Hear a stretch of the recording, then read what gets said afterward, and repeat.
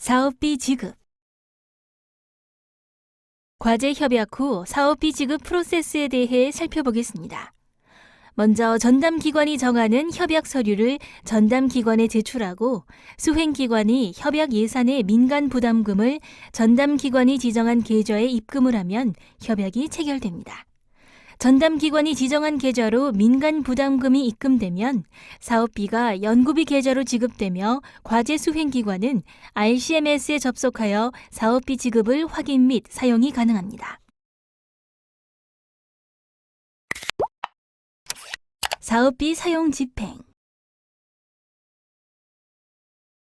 과제 개시 후 사업비의 사용 집행은 협약 시 확정된 산정 내역을 기준으로 이루어집니다. 수행기간 중 사업비를 변경, 승인하였을 경우 해당 내역을 기준으로 집행이 이루어지며 세목별 집행 요령 및 사용 기준에 따릅니다. 수행기관은 사업 종료 후 정산을 위해 사업비 집행의 근거인 증빙 자료와 서류를 보관하여야 하며 사업비의 집행은 실시간 통합 연구비 관리 시스템인 RCMS를 통해 집행 관리됩니다. 사업비 사용과 집행에 있어 협약 변경이 필요한 경우 주관기관은 전담기관에 협약 변경 요청을 해야 하며 협약 변경을 위해 전담기관의 승인이 필요한 사항과 통보로서 협약이 변경되는 사항이 있습니다. 전담기관 승인 사항은 다음과 같습니다. 주관기관 변경, 최종 목표 변경, 총괄 책임자 또는 참여기관 책임자 변경, 참여기관 변경, 건당 단가 금액 3천만 원 이상 장비 및 연구시설을 원래 계획에 없이 집행하거나 다른 장비 및 연구시설로의 변경, 수행기간 또는 협약기간 변경, 최초 협약 사업비 대비 수행기관별 사업비 총액 변경 등은 협약 변경 시에 전담기관의 승인이 필요한 사항입니다. 또한 연차별 정산의 경우 사업비 2월, 기반 조성 사업 구축 장비를 당초 협약서에 명시된 전용 공간 이외의 장소에 설치 운용하고자 하는 경우 등이 승인사항에 포함됩니다. 협약 변경을 위해 주관기관이 전담기관에 통보해야 할 사항은 주관기관 및 참여기관의 주소, 대표자, 명칭 변경, 참여연구원 및 참여율의 변경, 총 수행기간 종료 후 사업기간 내에 총괄 책임자 변경, 영리기관의 한도 내 간접비 증액 등입니다. 기타 관련 규정상 특별히 제한하지 않는 한 전담기관과 사전 협의를 거쳐 협약을 변경할 수 있습니다. 사업비를 사용하는 기준으로서 공통적인 사항입니다. 먼저 사업비 사용 방법으로 사업비는 사업비 전용 카드 또는 RCMS에 등록된 카드를 사용합니다. 불가피한 경우 계좌 이체가 가능하지만 현금 사용은 원칙적으로 불인정됩니다.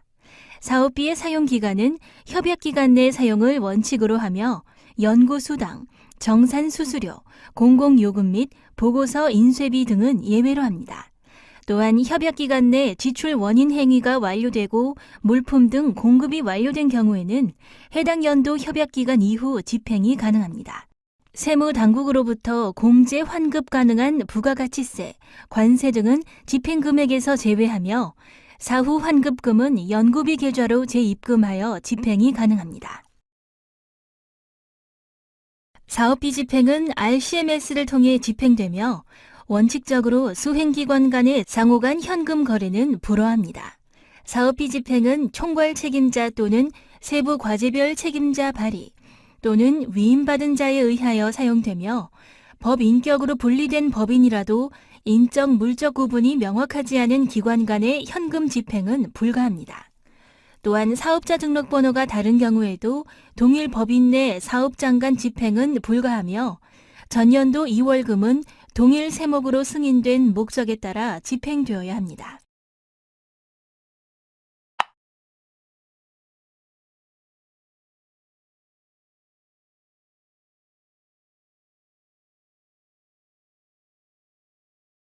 사업비 사용 중 비목별 집행 기준에 따라 설명하도록 하겠습니다. 먼저 인건비 및 학생 인건비의 경우는 참여 기간 동안 계좌 이체 형태로 집행하는 것을 원칙으로 합니다. 영리기관의 내부 인건비는 원칙적으로 현물로만 인정하며 중소, 중견기업의 신규 채용 인력이 퇴사하거나 미채용으로 남은 잔액은 정산시 반납하여야 합니다. 그리고 외부 인건비의 경우 소속기관 급여를 기준으로 계상된 협약 예산을 계좌이체 형태로 집행하여야 합니다.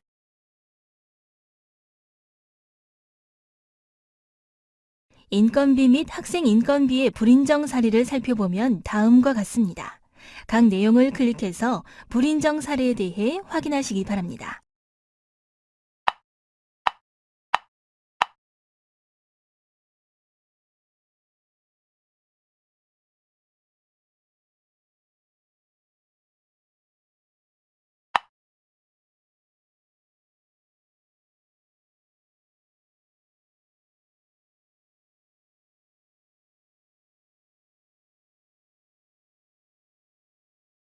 다음은 비목별 집행기준 중 연구시설, 장비 및 재료비 등에 대한 집행기준에 대해 알아보도록 하겠습니다.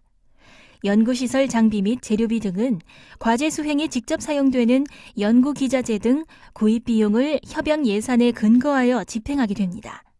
최종 연도의 연구시설 장비 구입은 협약기간 종료 2개월 전까지 납품해야 하며 사용, 활용 기간이 1개월 이상일 경우에 인정됩니다.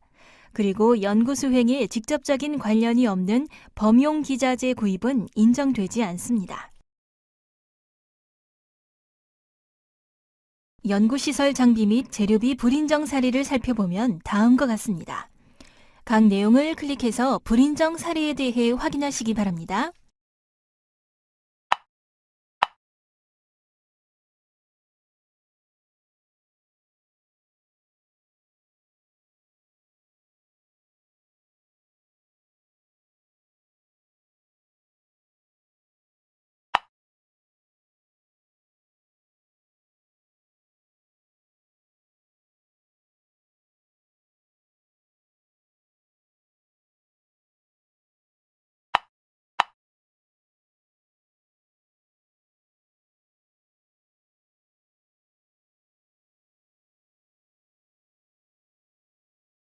다음은 연구활동비 및 연구과제 추진비의 집행 기준에 대해 살펴보겠습니다.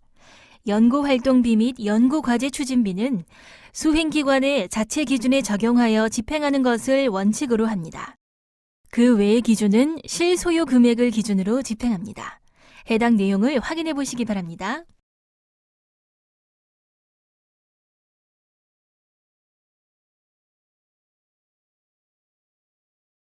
계속해서 연구활동비 및 연구과제 추진비의 불인정 사례를 살펴보면 다음과 같습니다. 각 내용을 클릭해서 불인정 사례에 대해 확인하시기 바랍니다.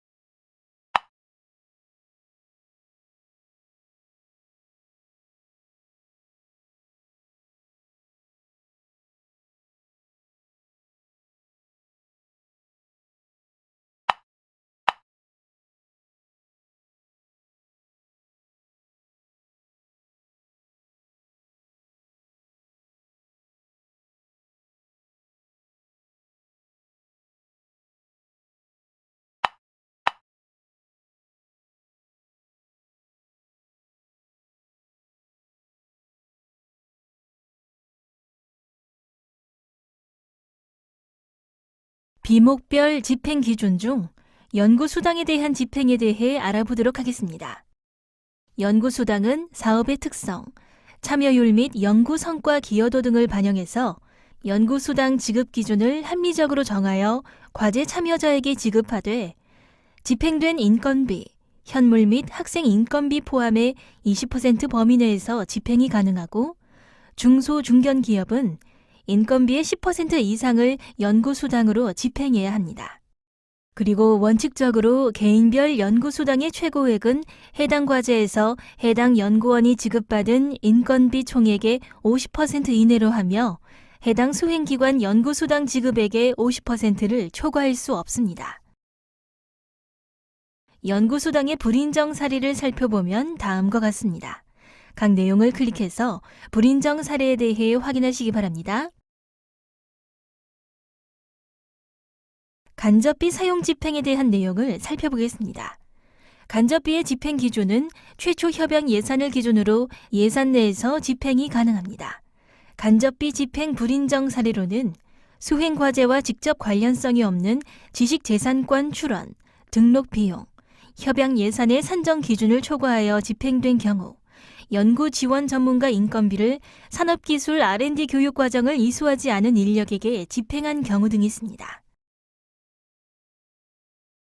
마지막으로 2월 사업비의 집행 기준에 대해 살펴보겠습니다. 해당 연도 사업비 중 일부를 차기 연도에 집행해야 하는 경우는 협약 변경 승인 사항이므로 과제 담당자와 사전 협의가 필요합니다. 협약 종료일까지 전담 기관에 신청하고 전담 기관의 승인 후 차년도로 2월 집행 가능합니다. 2월금의 집행 기준으로 2월금은 제2월하여 사용할 수 없으며 2월금은 동일 세목으로 승인된 목적에 따라 집행해야 합니다.